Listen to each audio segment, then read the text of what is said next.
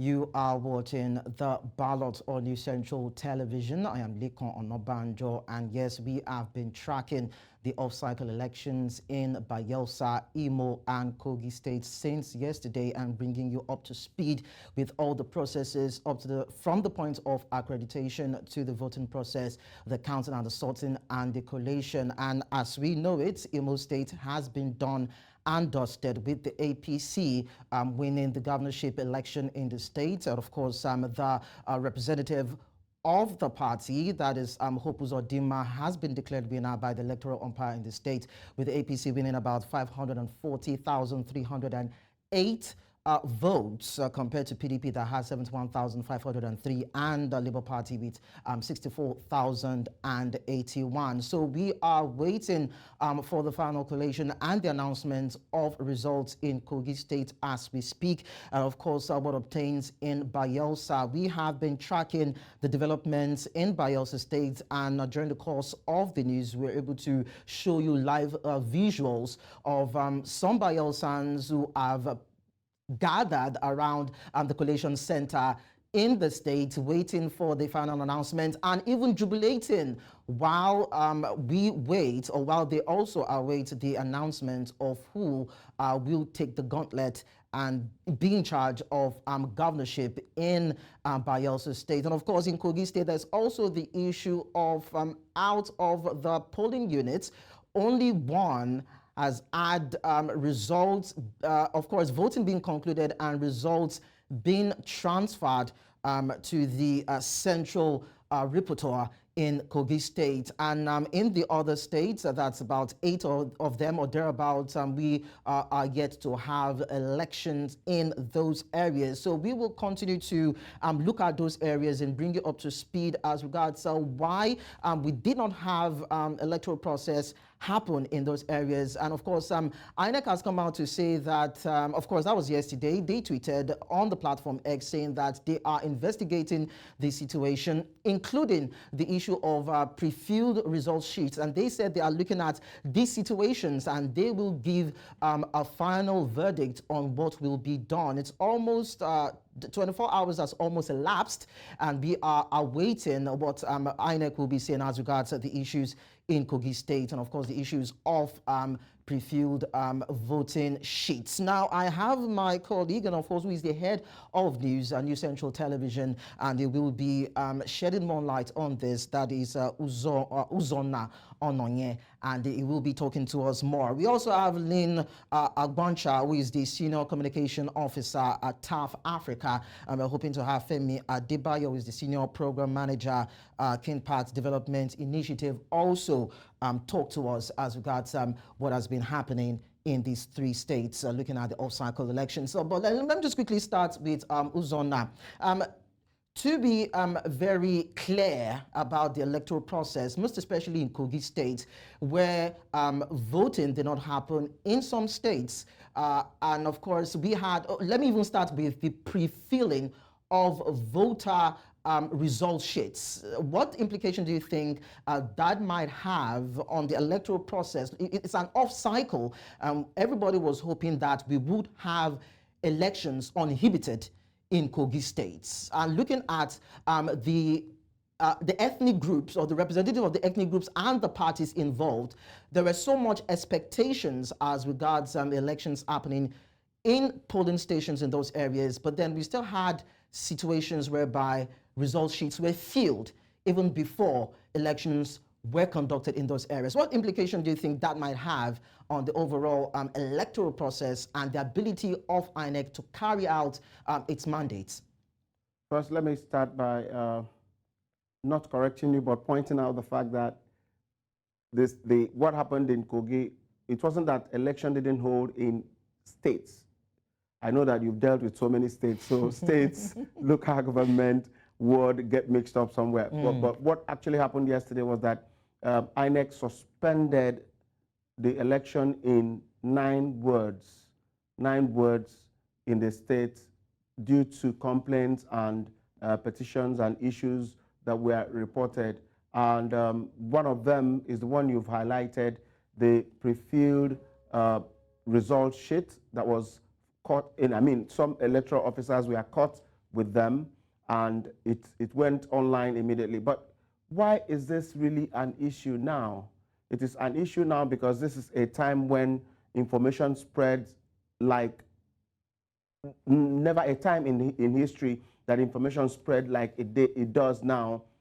If not, this is the kind of thing that has always happened in Nigerian politics.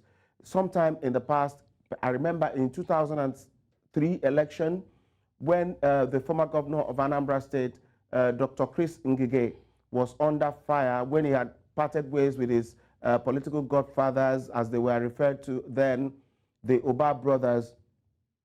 I hear, the story was everywhere that another highly placed public servant who was also elected was threatening that they will ensure, because he's working against their interest, they will ensure that he's removed from office. And Dr. Chris Ngige, then governor, replied, if you are removing me, you are removing yourself, because it was in the same hotel room that the result that brought me in, where the result that brought me in was written, that's where yours was also written. And that suggests that most of them at that time, they know they have other means of winning elections, so to say, apart from the ballot being cast out there. And so this one coming to the public glare now, began to, not many people that, had followed Nigerian politics will really be worried, because we've seen this over and over and over and over again. It is still a huge challenge. Linking it to INEC and how this will affect INEC's function, the question is, if we are looking at INEC as an institution without individuals, our consideration of what it will be different. But if we are looking at INEC with the kind of individuals that populate the commission, it is a different thing entirely. But I can quickly say also that people that populate INEC is a simple reflection of what Nigerians have turned to become, because they are Nigerians in the first place. And a lot has happened. Nobody could have touched the result sheet for an election without the active collaboration of an insider in INEC office. Not the gate man, not the casual worker, but someone inside who pre-filled that result. He knows that this result sheet is meant for polling unit ABC, and they have already computed it ahead of time, so that when they now get to the field, they would, whatever that happened in the field will be mere formality, because they've already decided what percentage of votes will be allocated to candidate A, what percentage of votes will be allocated to candidate B. It's typical. It's typical. I still remember, I will keep referring to things that have happened in the past, because we've seen it over and over again. In 2011, during the governorship election in Rivers State, then Governor Rotimi Amechi refused to allow the result sheets being opened, refused to allow the electoral materials being opened until he sees the result sheet. Because then the practice was that they would deliver every other thing, ballot box, ballot papers, everything, they would deliver it, but the original result sheet will not be there, because they will use it separately. So he insisted that except he sees the result sheet, they will not go on with this election. And because he understands, to ordinary people that do not understand, they will provide them with all the materials.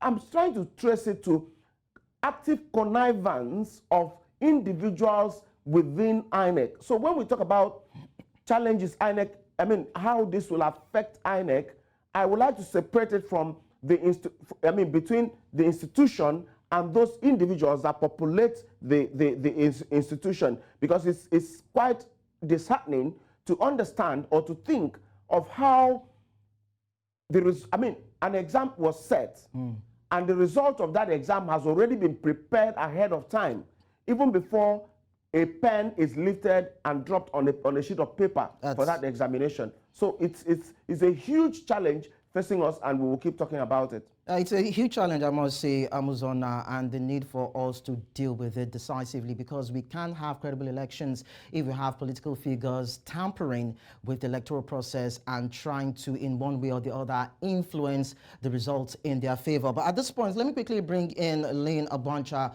who is a senior communication officer at TAF Africa. Thank you so much for joining us at this time. Thank you for having me.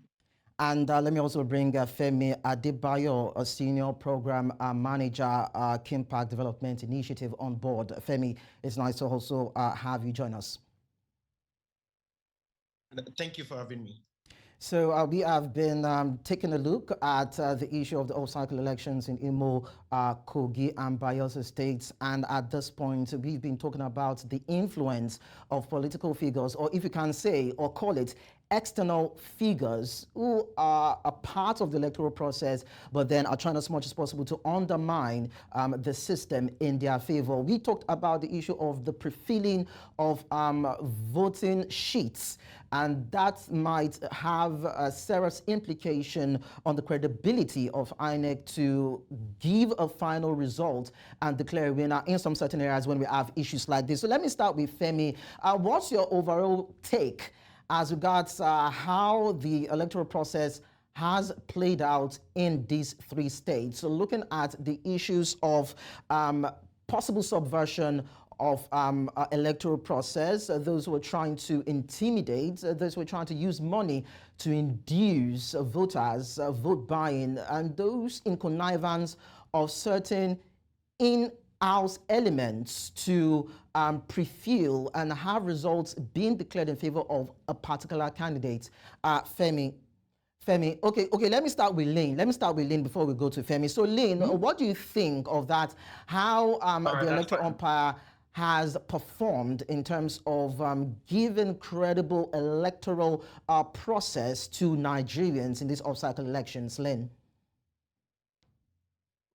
All right, thank you for having me. So at TAF Africa, what we did is that we monitored annex compliance with the provision of assistive tools for persons with disabilities, as well as access to priority voting.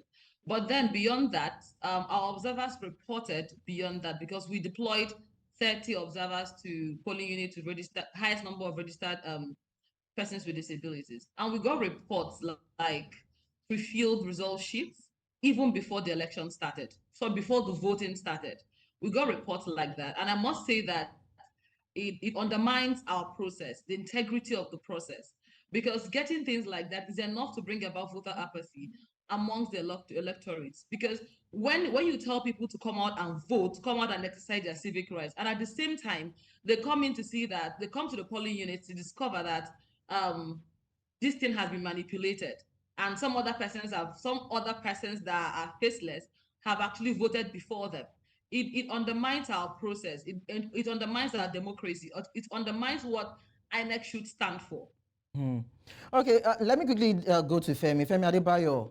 Now, how do we now separate political influence from our electoral process? So of course, we know that these political figures have active roles to play in our electoral process for those who are vying for a particular post, for party agents who need to monitor and mobilize, for those who are called godfathers, we need to ensure that people align, most especially the party followers align. But then we still see a lot of politicians who go overboard to woo people onto their side and have them vote for them. And that, in a way, affects people's choices in willingly casting their ballots and choosing who they want. So how do we separate these political figures in terms of what they're trying to do from the mandate of INEC to deliver credible elections? So I think separating, this undue influence, as I always refer to it, is very important. And it should start at this moment. It should start by, as much as possible, strengthening the independence and, of course, impartiality and professionalism of the electoral umpire. This is very, very important. Because if you look at it, I remember the days of Loretta Onoche, who she was a card-carrying member of a political party and was nominated by then. The civil society, of course, in collaboration with the media, spoke about this a lot. And of course, raised concerns that this is not good because the partiality of election management body or electoral umpire like INEC is a threat to our democracy. Elections is the soul of democracy. And if we have people that are partial in the process, then it becomes a problem. So we need to strengthen the independence, number one. And of course, we are facing this already, right? This is the first election under the auspices of the current the president, President Bola Ahmed Tinubu. And look at what we are having. In a few weeks back, there have been conversation and of course, a lot of hard cry by civil society individuals, election experts, and even the media as regards the last batch of nomination to the National Assembly for the resident electoral commissioners, right? There are people that are card-carrying members, individuals that have even worked for political parties actively, even on their social media platforms were nominated. It is important. This is what I called the elite capture of the electoral management or the electoral system. Because if people that are supposed to administer elections, if they are partial, then it becomes a problem. So we need to start having this conversation, most especially, we need to also have the conversation when we're talking about reforms, we need to have the conversation of the electoral administration accountability. Because as it seems today, it seems there are no ways, right, for us to hold even INEC accountable. Because INEC is an institution you can't even sue except you join them in post-election litigation, which is becoming gradually also another problem in the system, in the electoral system landscape entirely. So these are some of the concerns. And of course, largely, we need to ensure that the citizens have the right education. No, just look at it, right? If the citizens or the individuals at the voting point or the party agent of the of various parties didn't raise alarm or ask for the result sheet to be shown to them, or possibly how they got to know, but I believe it's as a result of the fact that they have understanding of the process. Okay. So if we don't educate the people, we need to educate them more and more to ask the right question for their accountability's sake, and of course transparency and accountability's sake. Okay. Then we'll continue to unravel some of these mysteries that I think the head of news was trying to say that it has been in our system for so long.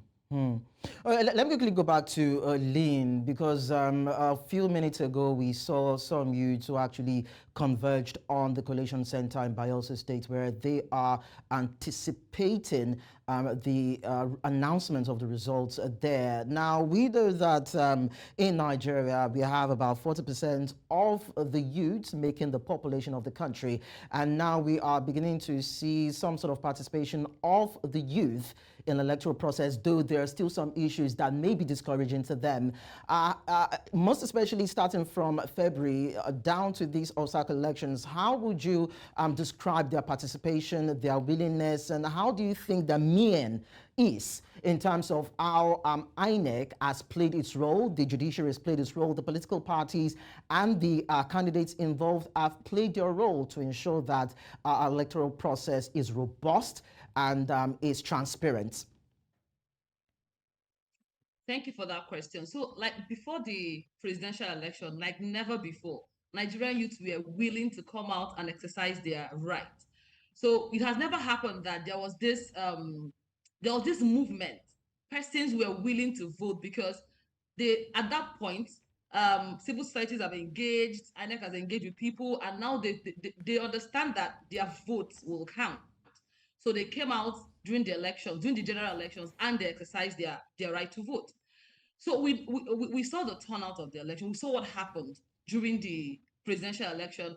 Pockets of violence here and there. The integrity of the result was questioned by people, and that was something that could have or has, if you ask me, brought about voter apathy, because when you when you depend so much or you believe so much in a particular process, that this process will lead to maybe will lead to providing the president or the governors in the state, and it comes to a point where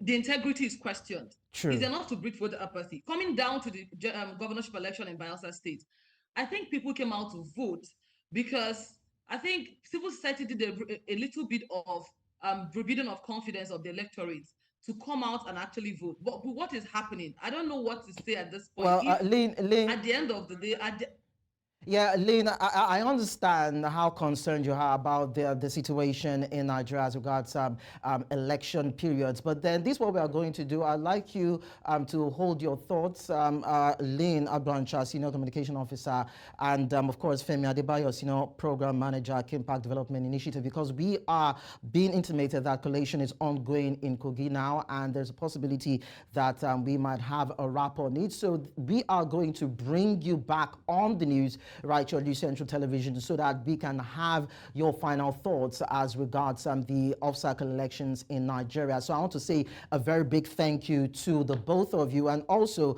to Uzonna Ononye, who is the head of News Central Television, for your gracing of today's discussion on the ballot. Thank you so much.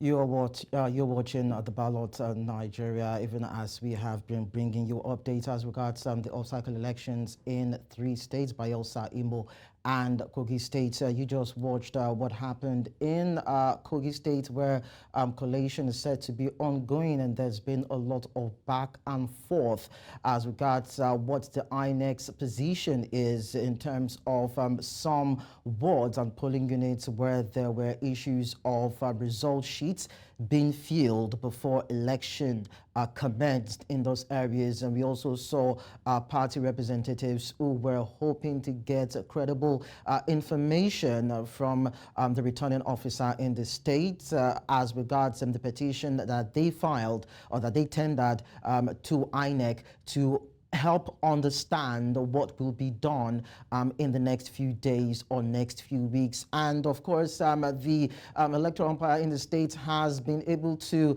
let them know that INEC has responded to those particular issues as regards the wards where discrepancies and underhandlings were recorded, and public information has been put out there on the platform X, where they said that they have responded to the news as regards result sheets which were completed before the commencement of the voting, and the most critical incident occurred in 9 out of 10 wards in Ogoremagongo local government area. And INEC said that the results from the affected polling units have been accounted for in Form EC40G for those areas and 4 other local government areas. But however, they mentioned other areas in case of most especially Ogoremagongo local government, where they said that only the result for Oshobane Ward 2 with 8 polling units and 2,264 registered voters had been collected.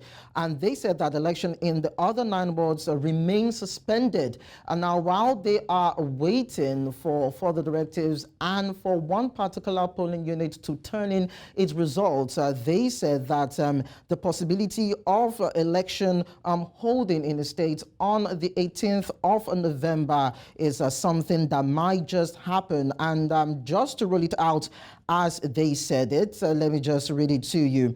Now INEC said that now, in line with the Section 24, subsection 3 of the Electoral Act 2022 and Clause 59 of INEC Regulations and Guidelines of the Conduct of Elections 2022, fresh election will be held on Saturday, 18th of November 2023 in the affected polling units. So after 24 hours of investigation and trying to get enough details from the representative in Kogi State, they've been able to come out with an official statement saying that there will be a consideration for elections to be done in the polling units affected where there were issues of pre-filling of sheets. And they also went on to say that the decision to hold fresh elections is subject to the returning officer's determination of the application of the margin of lead principle. However, they said that this decision is without prejudice or to their avowed commitments to follow the audit trail of personnel and materials to ascertain those who may have been complicit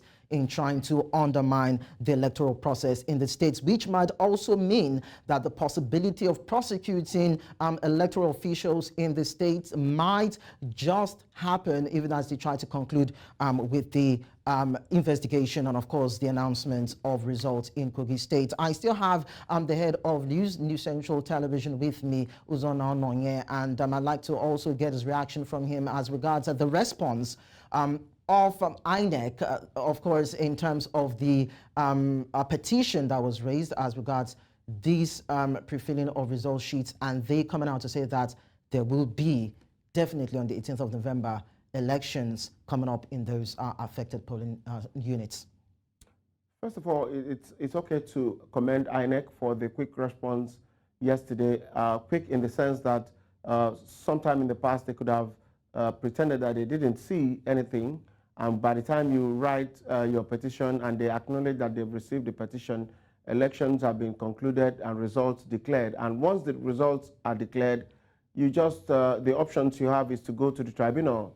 And so INEC will tell you that it's no longer in their powers, the results have been declared, go to the tribunal. And then another round of litigations begin. But they responded swiftly in this sense and suspended elections in those 9 wards, in that area. And then they promised they will come back in 24 hours, and they did, to say that fresh elections will be conducted in those affected areas on a condition, waiting for the calculation of the margin between the first and the second that will be made by the returning officer. What that simply means is that, let us assume that the total registered voters in those affected area is 100, just for the purpose of explaining it for everyone to understand. Assuming that the total registered voters in the affected areas, that is the 9 wards that were cancelled, is 100. And then the man who came first, who scored the highest number of votes, the margin he used to be higher than the person that came second is 102, which means that even if everybody in those affected areas vote for the second person, he will still not have the highest number of votes. INEC will go ahead and declare the result completely. But if in the event that the man who came first, or the party that came first and the party that came second, the margin between them is less than the total number of votes, total registered voters from the affected areas that were suspended, then INEC would declare the result, the election, inconclusive. And that's what it means. Then they will now wait for another election on the 18th of November, as they have already scheduled. So it's a bit tense now. The politicians themselves will be doing their calculation. INEC on their own part will be doing their calculation. So that INEC has scheduled another election in next week may just be a formality. If by the end of this process, by the time the last local government that is being awaited turns in the result, and they look at it and discover that the margin between the first and the second is more than the total registered voters from those affected area, it will just be a formality because the winner will be declared, and then INEC may decide to go ahead with the election just because they have said they will, or they may decide to say, well, the election is completed. So any other petition and any other issue you have, you head to the tribunal. So that's just what it is, and it's a normal process, really. It's a normal process in conducting election in Nigeria. This is not the first time. There used to be a time in the past when inconclusive election was in vogue. It's no longer like that these days. So when it happens this way, we should understand that it's a normal process. It is even better that INEC is acting this way than pretending that what happened yesterday that they saw, that they didn't say it. And that's a big one, Uzona. Let me quickly see if I can accommodate Femi Adebayo. Of course, he's been listening to what has played out in Kogi State. Femi, what do you also have to say as regards the response of INEC in terms of these wards that had issues, and where cancelled, and now that INEC is saying that there will be elections to be conducted in those areas. Don't forget that one of the party representatives talked about the issue of vote buying in some parts of Kogi State. And now we're also having issues of the possibility of the last results to trickle in, and the possibility of elections coming up next week. So when you tie all these together, do you think that the tally at the end of the day would represent the true nature of what happened in Kogi State by the time the result is declared? Okay, all right, thank you. So I think I agree with what the head of news had really, explained. That's a perfect explanation to, in terms of what INEC has put out there, share with Nigerians as their response after 24 hours. That is fine. But the last paragraph of that press release is something that I think INEC needs to do better when it comes to crisis management, communicating better, because, I continue to say this, election is a perception. I looked at the press statement all over again to even consider what is the number of PVC collection or the PVC collected in that particular ward, in the 10 wards. How does this, at the end of the day, it becomes a question of the people that were unable to vote in this regard. If INEC is not specific, is not talking about this in specific terms, and I think it becomes a perception issue.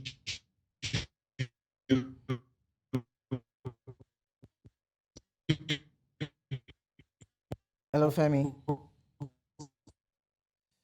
I think we're having a technical glitch there. Femi, let's see if we can bring you back on board. Let me quickly go back to Uzonna. Yes, now with this response of INEC, the head, does this now put paid to or settles other calls or clamor from other quarters that there should be outright cancellation for those who do not feel that they are satisfied with the entire process altogether? Has this solved the issue of the discrepancies and the reservations that some aggrieved party members or parties have in terms of the election in Kogi State? The way our politics is played, anybody who is losing election will have issues to raise. There will be allegations, there will be counter allegations and all of that. So if INEC goes about cancelling every election because people are protesting or people are raising issues, then there will never be an end, because even the fresh one you're going to conduct, someone is still going to protest or complain. You cancel it, set another one, conduct. Another set of people may still rise up to complain. So every complaint that is realistic and objective has to be identified or tied to an offense. And if INEC has gone ahead to identify what the issues are and spotted a particular area where it occurred and canceled that area, I think that INEC had done what they should do, and then leave the rest. It's bigger than what we are just seeing, because electoral malpractice is humongous, it's quite huge. You mentioned earlier, you talked about vote buying, you talked about all other malpractices. So it's quite huge that INEC cannot solve those problems in one fell swoop. And then while INEC is trying to solve the problems, INEC will need to solve the problem within. And that's where I think is more important. Who filled those result sheets? That shouldn't be just ignored, because until some people are some people are held responsible for bad behavior, some people are, brought to book for whatever they did wrong, until that becomes our culture, until that becomes our tradition, there will never be a solution to all the problems that we are faced, that is facing us. So INEC should go further, apart from cancellation of those 9 words, apart from running fresh election, conducting fresh election in those 9 wards, if need be, at the end of the day. Apart from all those, INEC should go ahead and investigate and find out whoever that was behind, or the people that are behind that act of shifting the goalpost in the middle of a match, of giving an undue advantage to a participant in a contest, because feeling the result, even if you may argue that, well, this election is across the whole state, but where they did it is just in small areas. Who said that small area cannot determine the outcome of that election? So INEC should go further to investigate this and bring anyone that is concerned in this, bring them to book. Yes. Just to corroborate what you said, INEC in a statement said that they are going to ascertain those who were complicit in undermining the process, and they said that in their statement they will apply appropriate sanctions where necessary. So for some people, they will think that when sanctions are being handed down to those who are involved in other dealings and trying to mar the electoral process, these people will be publicly shamed to serve as deterrent for others that might want to toe the same path, but we don't know if INEC would be willing to do that. But in the meantime, let's quickly head down to Bayelsa State, where we have Bernard Akede. We are aware that, of course, results are being awaited, most especially from 2 polling areas as we speak. And I just want Bernard to just give us updates as regards to what's happening in Bayelsa. Bernard, over to you. All right, thank you, Lekan. Can you hear me clearly? Of course, we can. All right. Now, as was read by the head of media and publicity of INEC in Bayelsa State, his name is Wilfred Ipoga, he did mention that earlier they were supposed to reconvene by 7 p.m. while they were expecting results from 2 local governments, talking about Southern Ijo and Brass. And for those who know the terrain here, Brass, of course, first of all, is like an hour, 30 minutes off the coast of Nimbe. So you have to cross the water over an hour and 30 minutes to get to Brass. And then Southern Ijo also is a place that is largely riverine. So the challenge is getting there and, of course, coming back. Unfortunately, it's past 7 p.m. and those results have not come in yet. Although I saw vehicles coming, so I'm not sure which of the local governments that is. But while they were waiting, the head of media and publicity did state that because they had not received results from those 2 local governments, that the collation will be adjourned until 12 noon tomorrow. Now, his words went as thus. He said, the remaining 2 local governments here are Brass and Southern Ijo. He went further to say that for Brass, 4 units have been collated and other 6 are still on their way to the state headquarters to complete collation. And of course, for Southern Ijo, there were some units where elections did not hold yesterday, so they had to hold those elections today. And of course, if they voted today, it would be difficult to get the results down to INEC headquarters in Yanobua still today, and then to complete the collation and the counting. And that's the reason why it has been adjourned until tomorrow. What you can see behind me, however, is the jubilation and celebration of supporters of the governor and the People's Democratic Party, who already have been celebrating, believing that victory is theirs. But of course, INEC have said that they are the only ones who would announce the result once everything is collated and sorted. So I'd just like to quickly confirm from you, Bernard, that I'd like to ascertain that all electoral processes have been concluded in Bayelsa State, and the only thing we're expecting is the collation, the final collation, and results to be announced. Just quickly. Yeah, going by what the HOD did say, I want to believe that that's what he meant, because all he said was that that in Southern Ijo, there were 2 polling units that did not conduct elections yesterday, and that today elections have been conducted there. So I want to believe that those are the last 2 that we are waiting for. And if that be the case, the only thing we're waiting for now is for those materials to arrive at the state headquarters and for complete collation and counting and results to be eventually mentioned. Okay, we will continue to hold briefs with you, Bernard, to see when the results get to the collation center. And of course, we're able to have a final answer in terms of announcements in Bayelsa State. But then, Bernard, thank you so much for the heads up. Thank you for having me. Okay, so we have it there where we understand that we are expecting results to trickle in from Brass and Southern Ijo. Those 2 local government areas are said to be in the riverine terrain, and there's a bit of difficulty in having those electoral results transported to the collation center. Of course, there were still issues and there had to be a delay, but eventually we have confirmed that elections have been concluded in Bayelsa State, and all we are expecting is a final answer. So let me just quickly see if I can bring Femi Adebayo back online. So the issue of logistics comes into play here. Now, in terms of difficult terrains, places that are far away from the actual takeoff point of electoral equipment, I think yesterday I had a discussion with one of our guests, and he suggested that one of the ways to deal with the issue of to ensure timeliness and deal with the issue of electoral materials and officials arriving late at polling stations is to have these equipments or these materials first being transported to the areas where they will be used. So a day before, then early enough in the following day when actual election should take place, then the electoral officials can take off and go to those areas, and that might just mitigate the issue of late vote processes in those areas. I'd like to find out what your take is as regards that, if that might in a way help our electoral process. Okay, so I think, the aspect of, how do I put it as you described it, transporting earlier on and the likes. I think the question that I'm asking here right now and there is, why do we need to go through all of this?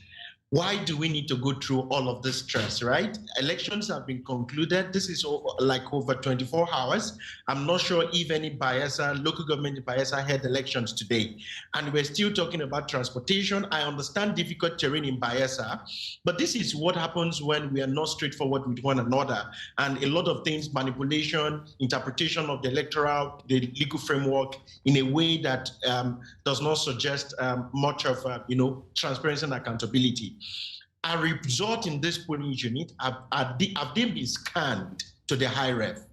If yes, then I think technology is a way, you should make all of this seamless. Because right now, the people that are individuals, or most especially the people that are thinking or they perceive that they're going to lose the election, or possibly they felt they've lost the election, continue to raise alarm because some of this collation process manually is just subjected to human interference.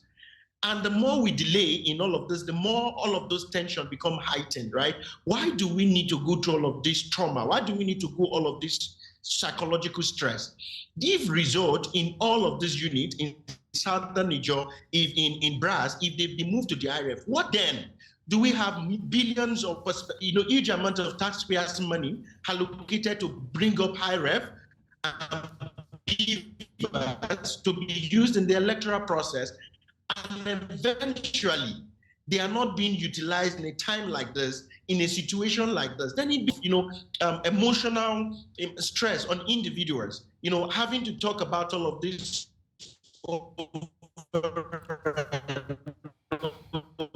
Oh dear me. over and over again.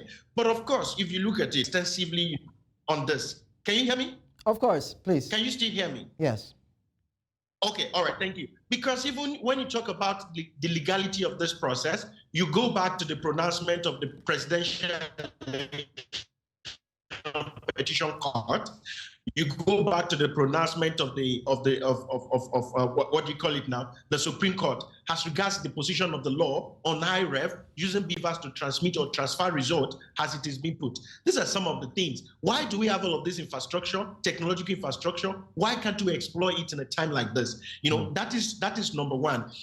Permit me, if I'm to go back to the previous thought I was trying to make before technology, okay. maybe the network connectivity went off. One of the things that are very important to note is that if I'm in the position to advise INEC on this press release,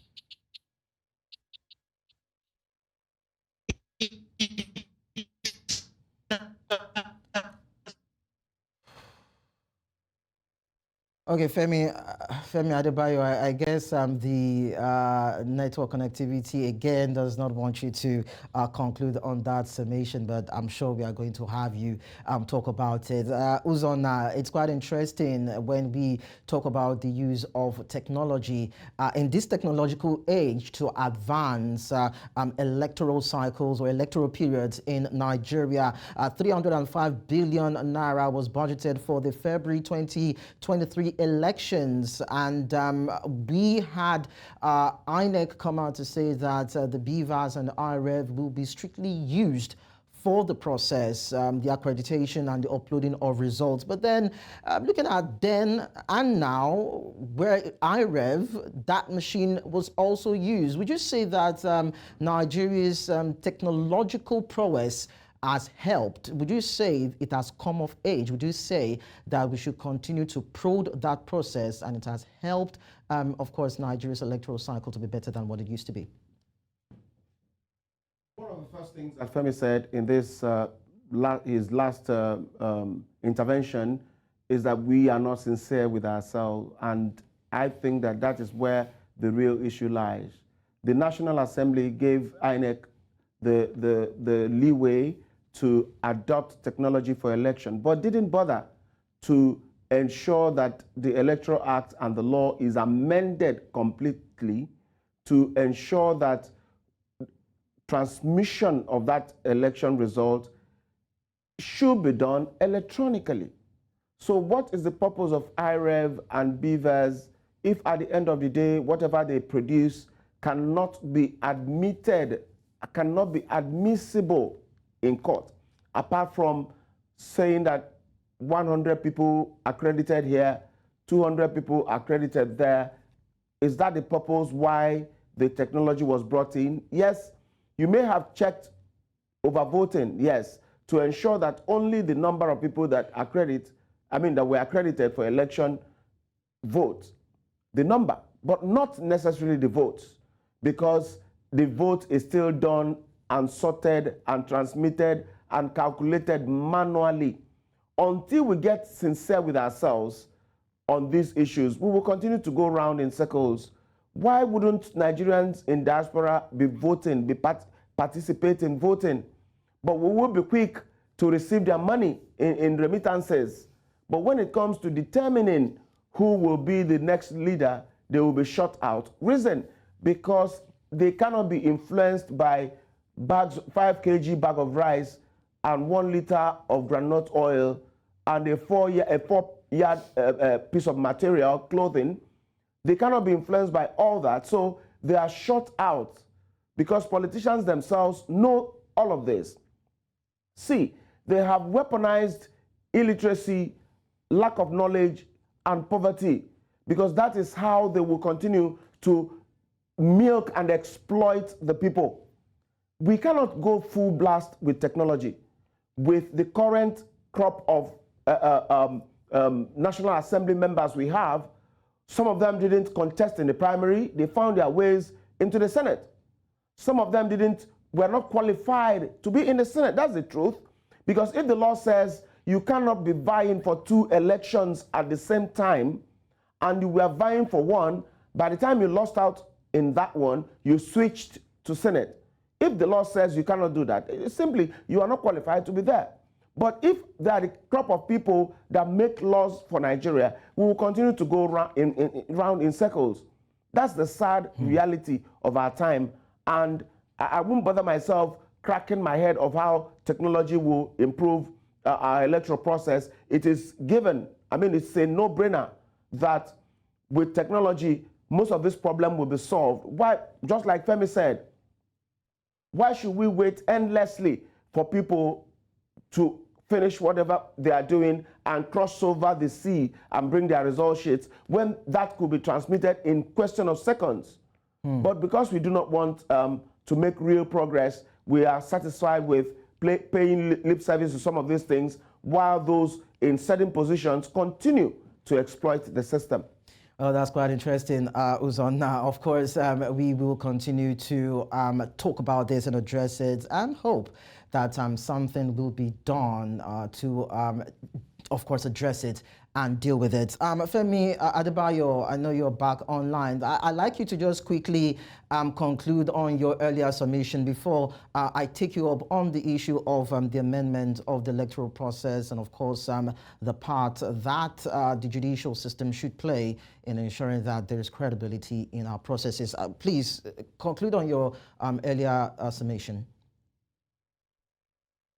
Thank you for that opportunity, because if I'm in the position to advise INEC on the press release, right, I was trying to cite the example of Anambra State in Ihiala local government where elections could not hold because of insecurity, and the next day, which is Sunday, INEC swing into action to say we're going to conduct this election the next day, and of course make announcement together. I think it's just as simple, because as of the time the press statement was released yesterday, that should be maybe around 1 to 2 p.m. in the afternoon. There are still a lot of allowances, right, to be able to make adjustment and ensure that elections are conducted today in all of these 10 wards, right, and eventually delay collation as much as possible, then count all of this together, because now we're talking about margin of lead. Not all individuals, not all Kogi State individuals understand what margin of lead is all about. It's going to take INEC a lot of time explaining this to some people that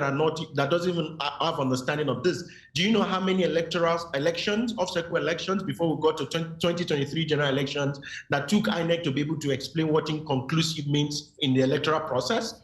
So when we now start talking about margin of lead for individuals that believe that they were disenfranchised, results were written, previewed before voting started in some polling unit, and generally the perception is like that is what is happening in Kogi State, and INEC is saying it is subjected to the principle of margin of leads. No, these are some of the things that comes up when, permit me to say this. I think it's high time we have people that are project managers being in INEC, and not just people that theorize everything. I think that is the point for me. We need people that understand project management, that understand logistics, that understand what it means to, because I think elections is all about project. It's a form of project, and that needs specialties, that understand risk management, that understand what do we need in terms of logistics. How do we troubleshoot if there is a problem as regards this aspect of electoral process? I'm not just theorizing everything, right? So how do you start explaining margin of lead to individuals that came to the polling unit to vote yesterday in some of these 10 wards? Some individuals are even saying it is more than the 10 wards. Now, you are talking about 24 hours, you agree there is an irregularity in some particular location, and otherwise, this till now, we're still saying that what is INEC going to do about that? Who are the people? Have you been able to fish them out? Then we need to now start having broad conversation as regards electoral offenses in this country. And I'll continue to say it. I said it yesterday when I was on the Ballot show, that electoral administration accountability is very, very important in a time like this. And then we need to start talking about the reforms, and we need to start talking about how to hold INEC accountable. And I think that's the next aspect of the conversation you want to dive into, which is talking about what do we need to do in the aspect of reform, both electoral justice reform or judicial reforms, and of course, in terms of our process, the legal framework. Thank you. Of course, yes, that's where we are going now in terms of the electoral laws and reforms that are needed. Of course, I also now talked about the need to amend our electoral laws to meet up with the required details and, of course, the things that we are trying to incorporate into our electoral system to make it better than it used to be. Of course, you would say that there could have been some discrepancies in the interpretation of these laws and the implementation, of course, of these laws to hold people accountable for their shortcomings, most especially calls that were made against the INEC chief, that is Yakubu, saying that he made a statement as regards the use of the technology of BVAS, of IREV, but at the end of the day, we did not have that effectively come into play. So when we have talks like this and we have certain kind of improvements like this, but at the end of the day, there's a rescind there's a rescind and probably a jettisoning of processes that could have made the process better. There should be certain applications or interpretation of laws that deals with those things and hold the people in charge responsible. So how do we now begin to look at our electoral laws? What areas should we amend? What reforms should we bring into play? Okay. Am I going first, or I should allow? I want Femi to go first before I, of course, go ahead. Oh, okay, that's fine. You see, when we start having this conversation, I think one of the first thing I tell Nigerians is that we did a lot when we were talking about the judicial process, all eyes on the judiciary. You know, young Nigerians were trending the hashtag. They were trying to look at the process. I think the first thing is that there should be all eyes on the legislative house as we continue the electoral reform. Let me just quickly say, pinpoint and be specific in this regard. I think when it comes to the use of technology in the electoral process, there is no need for discretionary provisions in our electoral laws, right? And I also understand that when there is entrenched corruption and entrenched corrupt practices and entrenched in a system, how you get to know such system is that they legislate on everything, right? And I believe to the school of thought that we can't legislate ourselves out of what I call shared corruption, or possibly the corruption that is entrenched in the system, because we continue to legislate and legislate and legislate. But as it stands now, there is a need for us to actually to legislate on everything, because it seems the corruption is so entrenched in the system and there is no need to give loopholes. So number one is this. Let's look at the section that gave discretionary provision as regards transmitting or transfer of result as they've interpreted that to us, right? So if you said that INEC should determine how results are being collated or being transmitted, then you look at INEC guideline that spoke about the fact that in INEC guideline that spoke on the fact that beavers need to be used to scan into IRF, and it was that specific in the guideline. Then you come back to section 134(2) of the Electoral Act that kept on talking about the fact that even if INEC official, maybe the returning officer or ad hoc officers, fails to obey the guideline of INEC, it's not enough grant, right, to approach the court outside the grants of petition in section 134, subsection 1. Then it becomes contradictory. Even if INEC did not obey their own rules and regulation, it is not enough. So far, you're talking about is not part of not qualified to contest. The aspect of what do you have it? Non-qualified to contest, corrupt practices, and comes to the third grant of petition now, or to petition in the court, lack of majority vote cast. Then it becomes a problem, because there are some procedural issues that could lead and could change the confidence or affect the confidence of Nigerians about the process. Then it becomes an issue. No, so that's the first point as regards electoral technology. Then let's come back again to talk about the collation process. You know, in a particular section, I can't remember the section, maybe section 46 thereabout or 26 thereabout, that is talking about there is provision of the aspect of even electoral voting in the process. INEC is supposed to also keep the register of vote count of the votes in every elections electronically. Then the question becomes, where is INEC keeping all of this result electronically? There is a section in the Electoral Act like that. Then we come back to say that, possibly it's not a problem because the register, on a whole lot of things. So, but I think there should be some consequence that should be able for us to be able to hold INEC accountable in this regard. Now, let me come back again from all of this to now talk about the electoral offenses in this regard. Now, there are some sections. I know section 21. There are multiple sections in the Electoral Act that spoke about electoral offenses, and of course the petition as regards some of these things. I think one of the things we need to talk about as we go around the reform is the Electoral Offenses Commission. INEC, on several grounds, has come to talk about the fact that they are not they are overwhelmed, and we've been talking about the need to unbundle INEC. It is INEC in Nigeria. INEC is like the Nigerian president. Nigerian president is one of the most powerful presidents in the world that controls virtually every aspect, a lot of things on the exclusive list, right? And at the same time, you can also still legislate on the concurrent. So now let's leave that. So INEC does training. INEC does party monitoring, civic and voter education. INEC conduct elections in charge of logistics.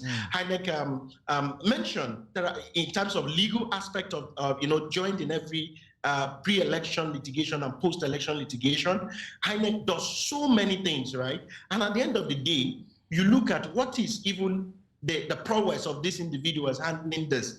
If you talk about party monitoring, you talk about the INEC, you also even talk about research and development, voter education. So many things count, about 10 things that INEC does.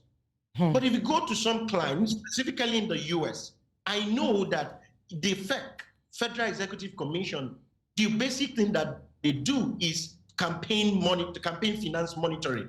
There are other institutions in charge of some of those things, logistics, even debate. There is a different institution, democratic institution, conducting debate, talking about in terms of course in each of the states, different electoral laws, and of course they send it so the national, the FEC collate all of this. Then why are we not talking about unbundling INEC in terms of electoral offenses, so that there will be an institution that will prosecute after the police of course investigate or possibly push investigation and prosecuting electoral offenses to a different body and leave it? Because if we don't hold people accountable for their actions and there are consequences for actions, we will continue to talk about this, because we've done a lot of research work in KDI for us to understand that voter education alone cannot solve this problem. There should be consequences for action. So, if somebody...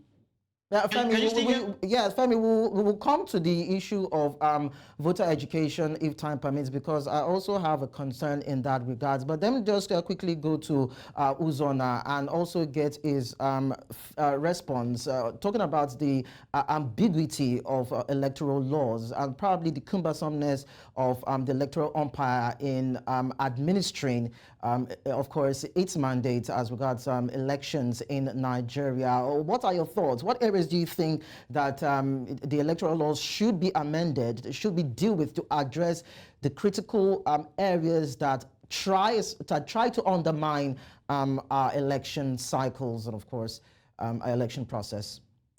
Okay, I think that if I'm to pick one item to be amended, it will be to transfer the burden of proof to INEC. For instance, when election is conducted and there's a dispute, let INEC be the one that will come to the court to prove that it did everything that it ought to do. When that happens, INEC officials themselves will become more careful. Unlike what we have now, where if you allege, you prove. If you say the election wasn't done properly, it is now you that will go to fish evidence to come and prove that case. Meanwhile, the evidence you need to prove the case is in the custody of INEC. And INEC will usually be joined as a defendant. So INEC will hoard all the information that will be needed, that will be useful in prosecuting the case, because it is defending itself. That's a challenge. Let INEC have that burden to come to the court to prove that this election was credible, transparent, and meets every standard that it ought to be. That's one area that I think would turn things around and make INEC to be more aggressive in pursuing what it should be, what election should be generally. Yes, and also talking about the issue of the cumbersomeness, as Femi has talked about, the unbundling of the electoral body. Do you think that should also come into play, most especially in cases where we have litigations that are pending? And that's where I'm going, because when we have INEC being broken down into several areas and we have different departments handling different areas, it might just stretch or maybe even overstretch the possibility of getting to logical conclusions of issues that are complex in nature, or even getting justice for those that are deserving of it. So do you think that we should also have a breakdown in terms of bodies and processes within the INEC electoral ecosystem? I agree with that absolutely, because INEC is overstretched.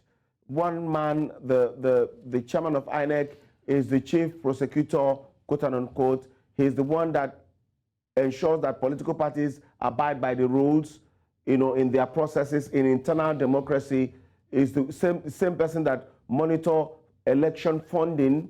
He's the same person that conducts the election proper. It is too much for one commission, for one organization, considering their strength in terms of numbers of people and their capacity. So, like Femi said, I agree with that absolutely.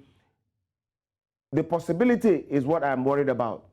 To have INEC broken down, maybe a different unit will be in charge of political parties, internal democracy, and election funding. Another unit will be focused on the process of conducting election. Another body may take over the litigation issues and all of that. So they will become more efficient. They will become more efficient in their operations. That is a good thing to think about, but I'm still worried about the possibility, understanding the system where we operate in. Now, but don't you think that it would incur more funds to be given to the body when we have the separation of powers and separation of operations?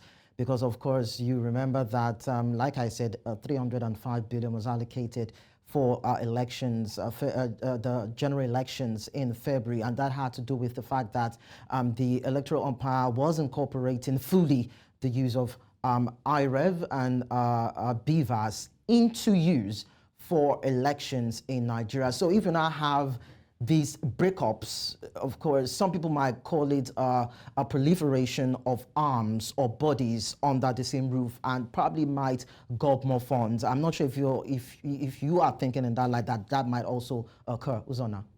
Well, let's look at it realistically. The governorship election in Bayelsa has just been postponed till tomorrow, and that means that electoral officers that were brought in from outside of Bayelsa State will all remain in Bayelsa, running the cost of keeping them there, and all of that. When you consider the money we spend that could have been avoided if we have a more efficient system, you would understand that it will be cheaper to even break it down and become more efficient, and things will happen when it ought to happen. And I mean, we have a more transparent, a more objective system to handle things. By and large, you will run a far cheaper system. Okay, Femi, yes, we now go to the issue of voter education. I think I would like to hear. I think I would like to hear Femi's thought on this, because the issue of the cost. Okay. I'm not the interviewer. I'm just, but I like to pick his brain, because I've been learning a few things from him too. So let's hear what he has to say on this. Okay. This because if you look at, when we talk about cost benefit analysis, right, and we look at how much we've been spending on election, you just mentioned 305 billion. We're talking about billions of naira here. And yeah, from the supplementary elections, I think there are about 18 billion that have been allotted from the budgetary allocation in the supplementary election to INEC. Possibly that is to conduct these three elections that we're reviewing or analyzing right now. So I think if you look at the cost benefit analysis, the need for us to break down for efficiency's sake, we may most likely not have all of this issue, be doing a lot around issues around logistics. There are times that it is logistics that is causing some of this delay in having elections over and over. You know, when you know that there's a body that is also even monitoring the process to ensure compliance to every rules and regulation, of course, you know there's a body that is doing all of this. We might at the end of the day spend less. Even if we're not spending less, then we get value for money. So what value are we getting for, or what value did Nigerians got for the 305 billion that was spent in 2023 general elections, or in these current elections that we have, Because for me, if you look at the overall assessment of all of this, you know that a lot has gone haywire in this regards. It's like we're going back to the days of 2007, because I wouldn't have expected in elections these days that we'll be having pre-filled result sheet. Those are things that happened in 2003, 2007, not even in recent times. So these are some of, so I completely agree that we will most likely, we will get value for the money we're spending, even if we're going to spend more in that regards. But I doubt if we're going to spend more. Because if you look at the structure right now, all of these bodies, all of these bodies were splitting into a commission or splitting into different bodies. Their department is INEC. You're not recruiting additional staff. Maybe you're just constituting the board of the commission, but you're not constituting an additional staff, or possibly there are buildings that possibly that could be allotted to them, not necessarily are building afresh in these regards, maybe for the startup of such commission or a body. There are buildings I know that could be, just given to them for takeoff. And if you look at it, all of these funds are just diverted to a particular direction, which is INEC currently, and the departments are also funded from the same body. Split this allocation, split all of this into different components, then send it to the commission or the institution that will be taking up all of this role. Even if we're spending more, I don't think it's going to be humongous or so much that that Nigerian will not be able to cope. But look at it. Look at it, every 4 years, we continue to also spend a lot of money on new cars for our legislators, for even heads of parastatals. And of course, media houses come to ask questions, why civil society asks questions. They said they also want to perform their job effectively. Some have even come on national TV to talk about why we need to use Jeep and not a salon car, a sedan car, is because there is a need, the roads are bad. Legislators coming to tell us that the roads are bad. That's why they need to use Jeep. So I don't think we're weak. I don't think so. I don't think we're even going to spend a humongous fee or additional fee to be able to do all of this. Okay. And I think it's just effective, just like you had mentioned. It's just going to be effective because look at it. When you have in a particular job that you're supposed to spend 8 hours or maybe 8 days, and 5 persons is going to complete that. That is simple mathematics. If you bring more persons into the job, you're likely going to spend less. And time is destiny.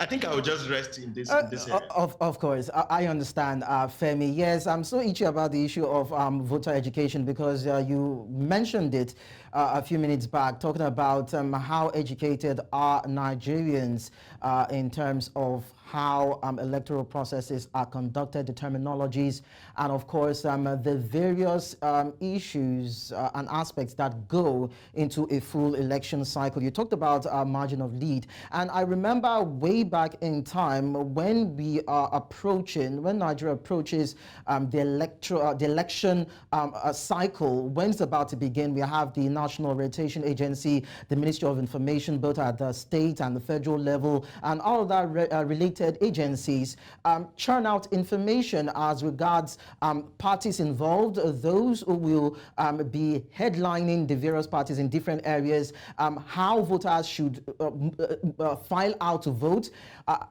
Those sort of educations, we had it, even with songs to back it up, to make it appealing for Nigerians to understand what they must do pre, during, and post-election. But we do not seem to have that now, and that affects of course, the behavioral pattern that we have seen on the part of Nigerians when they go out to vote. What is amiss? What can be corrected? Okay, so I think in Nigeria, what we do is voter information, not really the aspect of the education. I will try as much as possible to differentiate this because I know when you're educating people, you also give them information, effective information to empower them, right? And that is the common saying that says information is power. But this time around, what we just do is that we'll just have conversation of, come out and vote. Generic conversation, come out and vote, come out and vote. And that is why you see on the increase, even the aspect of invalid vote on the increase, people don't even, 2023 general elections, so what 2023 general election, you see different inscription of what invalid vote is, but you look at it, it wasn't so clear when, it wasn't so clear as regards what makes invalid vote and all of those things. And not the time that the commission even came out to describe effectively what this is all about in terms of invalid vote. Don't let me dwell on invalid vote. I think we're just talking generally that when it comes to civic and voter education in this country, Nigeria, what we do is just to give information to people because maybe there are low turnout, come out and vote. But I think if we want to be serious with someone, okay, for instance, before I even go to the seriousness, I was also following the Coalition Center, and I was hearing some of the questions from the party agents, right? Some of the party agents. Then you begin to wonder if these are the agents representing political parties in this country, Nigeria. Where are these questions coming from, right? You're seeing questions like a returning or a collation officer, a local government collation officer should justify where this huge number of figures are coming from when it is not a case of overvoting, when it is not like, oh, there's discrepancy in the figure. Even, of course, if there are irregularities, you should be able to specify what type of irregularities. But you're saying that what you just want to hear is that the returning officer, or sorry, the collation officer should justify why the figure. And I begin to wonder that these are party agents. So just imagine these are party agents that are in this, possibly they are members of political parties, or of course, maybe wherever they pick them from, and all of those things. But just not to talk about like ordinary Nigerians and average Nigerians on the street. You know, these are some of the concerns. Let me be specific in these elections. Our pre-election analysis at KDI also shows a whole lot about the deficit of voter education going into these 3 elections. And I'll give you about 2 reasons for that. And possibly these are some of the reasons why we are having, you know, all of this conversation over and over again, because people don't even understand, you know, all of these terminologies and languages, because there are, okay, I think I should just wrap up by saying this, right? Please do. That the concern that someone like me have, is the fact that if we don't ensure that people have the right electoral education and democratic education, I hope we won't affect and allow our democracy to backslide. Because it's a serious concern when the people are not, you know, armed with the right information. If the people are not armed with the right information, it tells on a democratic process. The politicians, with their own way, their own style of doing things, if they are not, you know, in the real sense, if they know that the people don't know, they could as well manipulate quite a lot of things it will affect our democracy. And by and large, democracy is about the people. And the people that want to practice the democracy, if they are not strong enough with right information to be able to hold their leaders accountable, then I don't think we are practicing true democracy. It could affect us. But I pray that we don't slide into autocracy or military rule. I just pray that doesn't happen. Because this democracy, please go ahead. Just to wrap things up, and I just want to quickly end it with a reaction from Uzona. I want to tie to the issue of education. Now, I'm more concerned about what should be the normal process when it comes to filing complaints, most especially at the Coalition Center, where we saw a party representative being manhandled while he was vehemently expressing his displeasure as regards the process in Imo State. So, of course, that would also have to do with how educated we are when it comes to filing our complaints in order not to get into such embarrassing situations. So, Uzona, just in about a minute or two, how do you think we can deal with issues like that? There is no reason that will justify the way the Labour Party agent was handled in Imo State. No reason in a civilized climate where other people who would say they are agents, I cannot verify that because some of them looked like thugs, pounced on him, beat him, dragged him on the floor and took him out of the hall. Yes, there is no reason for that. You can't justify it. However, what he was asking the electoral officers to do at that time was something that is beyond their power, because I mean he is a lawyer too, who should know what this body, this organization, or this gathering can really handle. So it's a mixture of this and that. But you know that politicians in Nigeria, I'll still take it back to them. Politicians in Nigeria know the rule, they know the law, but they will always want to test it and see how lucky they can be. Okay. They would always want to stretch it. But let me just drop this quickly on voter education. Okay.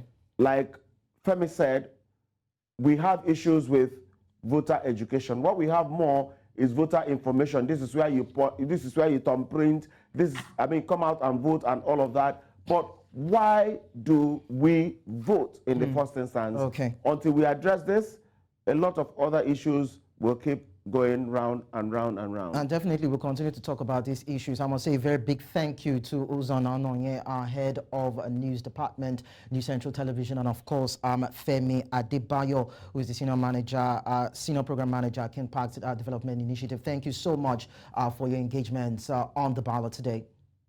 My pleasure.